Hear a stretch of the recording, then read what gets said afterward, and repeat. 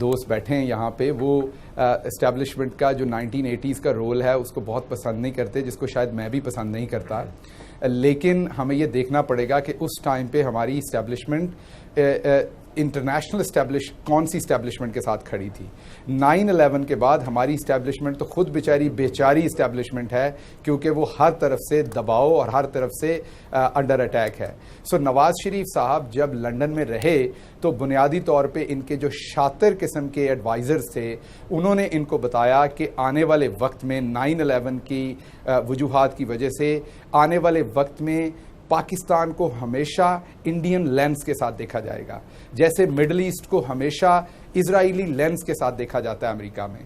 تو نواز شریف صاحب کو یہ مشورہ دیا گیا کہ آپ اپنا انفلوئنس انڈیا میں بڑھائیے تاکہ انڈین لابی ویسٹ میں آپ کے انفلوئنس کو بڑھا سکے۔ میں نے 2017 میں ایک پیس لکھا تھا اپریل میں، جس میں میں نے یہ بڑی ڈیٹیل سے ایکسپلین کیا تھا کہ نواز شریف صاحب نے اپنے سارے انڈے وہ انڈین باسکٹ میں کیوں رکھے۔ اس کی 2-3 وجوہات تھیں۔ اگر میں آج انڈیا میں جا کے کہوں کہ میں آپ کا مخلص ہوں تو ہمیں یہ گندے انڈے نہیں چاہیے، آپ ڈبل ایجنٹ ہیں، آپ پاکستانی ہیں، آپ اسٹیبلشمنٹ کے پیدا کردہ لیڈر ہیں، تو ہم آپ کو کیسے ٹرسٹ کریں؟ تو نواز شریف صاحب نے سب سے پہلے تو اپنا سارا پیسہ یا بہت سارا پیسہ انڈیا میں انویسٹ کیا، ان کو یہ ٹرسٹ دلانے کے لیے کہ میں آپ کا بندہ ہوں۔ حالانکہ اگر آپ دیکھیں تو نواز شریف صاحب کی جو مڈل ایسٹ میں ان کے ریلیشن شپ ہیں، اس حساب سے تو انہیں اپنا سارا کاروبار مڈل ایسٹ میں کرنا چاہیے تھا۔ انہیں انڈیا جانے کی کیا ضرورت تھی؟ اپنی اسٹیبلشمنٹ کی دشمنی مول لینے کی کیا ضرورت تھی؟ پہلے انہوں نے یہ کیا۔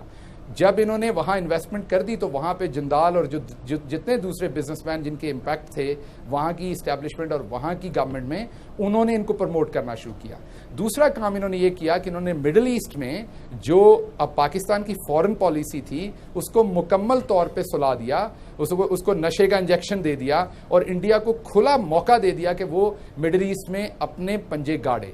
آج اگر انڈیا کا جتنا بھی دفاعی بجٹ ہے اس کی ایگزیکٹ ڈٹو رقم جو ہے وہ انڈین جو ایکسپیکٹس ہیں جو مڈل ایسٹ میں انڈین لیبر یا آفیسرز کام کر رہے ہیں، ایگزیکٹلی سیم ڈٹو جو ہے وہ ان کی جو فارن ریمیٹنسز جاتے ہیں وہ انڈیا کے پورے دفاعی۔ تو بیسیکلی یہ کہہ رہے ہیں کہ ہندوستان کا بڑا کیلکولیٹ پلان ہے اور یہ لوگ اس پلان کے اندر شامل ہیں۔ آپ صحیح فرمانے اگر اتنا کیلکولیٹ پلان ہے انڈیا کے دفاعی بجٹ کو اسپانسر کر رہی ہے تو یہ غلط نہیں ہوگا۔ جو بات کر رہے ہیں مجھے فیصل مجھے اگر آپ کامنٹ پورا کر لینے دیجئے۔ جی فرمائیے۔ مجھے آئی وی میں بہت کم سن رہا ہے، اگر آپ کائنڈلی کامنٹ پورا کر لینے دیجئے۔ جی فرمائیے۔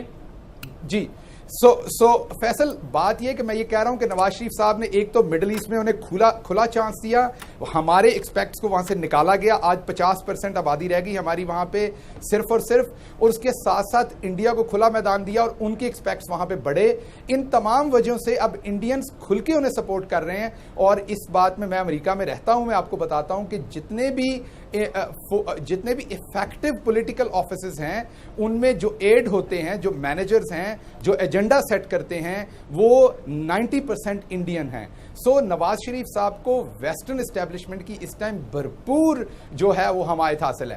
میں چودھری صاحب کا بڑا مداح ہوں اور میں ان کے انالیسز کی ہمیشہ قدر کرتا ہوں، لیکن میں ان کو صرف یہ بتانا چاہتا ہوں کہ اگر اس ٹائم پہ نواز شریف صاحب اور ان کے حواریوں کو آئرن ہینڈز کے ساتھ نہ روکا گیا تو جن گھوڑوں پہ وہ سوار ہو کے آ رہے ہیں وہ یہاں پہ سب کچھ ملیا میٹ کرنے آ رہے ہیں، کیونکہ انہوں نے جو پرومسز ان کے ساتھ کیے تھے فورن اسٹیبلشمنٹ کے ساتھ وہ پورے نہیں کر سکے ڈیورنگ اپنی گورننس کے ٹائم پہ۔ اس کی وجہ یہ تھی کہ بیڈ گورننس کی وجہ سے ان کی عوام پہ اور حکومت پہ گرفت ڈھیلی ہو گئی تھی، جس وجہ سے وہ جو پرومسز کر کے آئے تھے کہ ہم آپ کو یہ چیزیں ڈیلیور کریں گے وہ نہیں کر سکے۔ بڑی گہری بات اور خطرناک بات کر گئی ڈاکٹر صاحب۔ Open forum